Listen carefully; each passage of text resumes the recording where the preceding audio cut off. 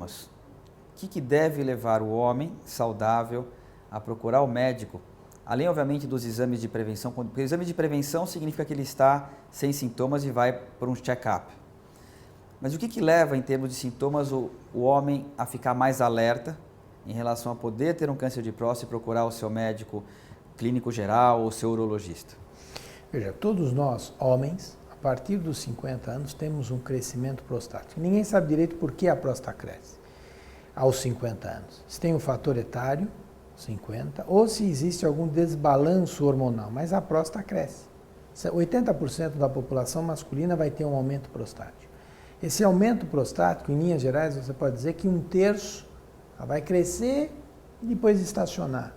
O outro terço ela cresce e vai dar sintomas. E 1/3 a próstata fica num estado meio latente que não nos incomoda. Mas 2/3 dos indivíduos ela vai crescer. Esse crescimento da próstata na grande maioria, é um crescimento benigno. Mas esse crescimento benigno leva à alteração da micção, porque a próstata ela abraça o canal da uretra.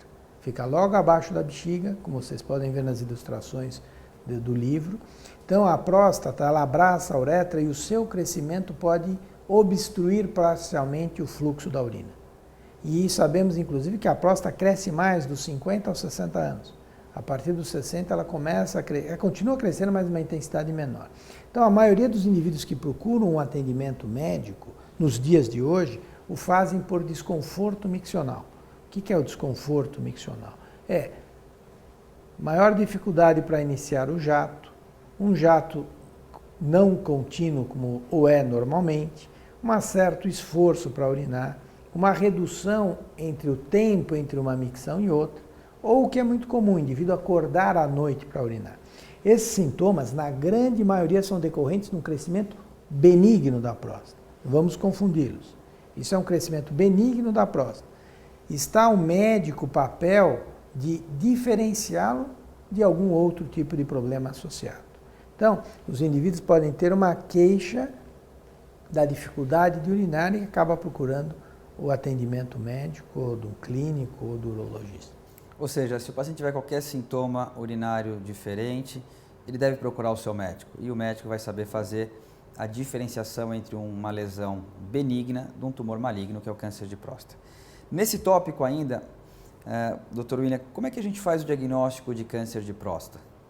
Nós falamos já do rastreamento, dos sintomas. Como é que o médico chega ao diagnóstico e claramente fala para o paciente, o senhor tem um câncer de próstata? Todos nós, urologistas, temos que tomar muito cuidado. Por quê? O fato do indivíduo ter uma alteração numa proteína, no antígeno prostático específico, que é o conhecido PSA, que é o exame de sangue, não significa ser doença. Nós sabemos que quando o indivíduo tem um PSA alterado, entre 4, 6, entre 4 e 10, a chance dele ter uma neoplasia é algo em torno de 15% a 20%. 80% desses indivíduos não vão ter uma neoplasia. Eles podem ter o aumento do PSA decorrente, como já mencionamos, a um problema benigno. Por isso, depende o médico interpretar o seu exame. Associado com o exame físico, o toque. Se esse indivíduo tem um PSA alterado, o toque demonstra a presença de um nódulo, é como você palpar a ponta do nariz. A textura da próstata é fibra adenomatosa, é como a ponta do nariz. Se nós palparmos nesse tecido um grão de milho, nós devemos nos preocupar. É um tecido mais endurecido e que altera essa textura. Então, o indivíduo tem uma alteração no PSA, ou o indivíduo tem uma alteração no PSA associado com uma alteração no toque, e aí o denominador comum desses indivíduos onde se suspeita do caso de uma neoplasia, com ou sem alteração no toque, necessitam de uma investigação mais profunda. E essa investigação é feita através de um procedimento que é a biópsia transretal da próstata, que o procedimento é realizado sob sedação. No passado fazíamos a biópsia de próstata sem sedação, que hoje em dia é algo abominável, não tem sentido, é um processo que deixa uma memória não totalmente desagradável, porque o indivíduo deve realizar a biópsia guiada por ultrassom.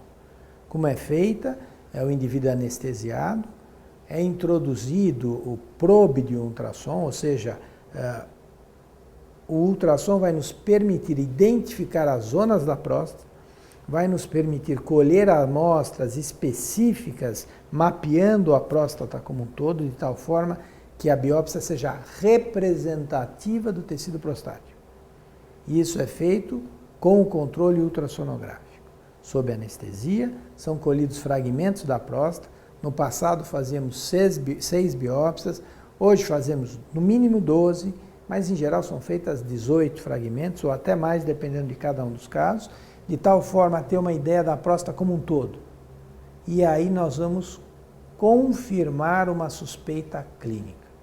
Você só pode pensar ou sugerir que um doente tem uma neoplasia prostática quando você tem a confirmação histológica. Ou seja, esse tecido, esse fragmento é enviado ao patologista, o patologista vai analisar essa amostra tecidual que foi retirada e vai, baseado nas alterações celulares, definir ou não a presença de uma neoplasia prostática.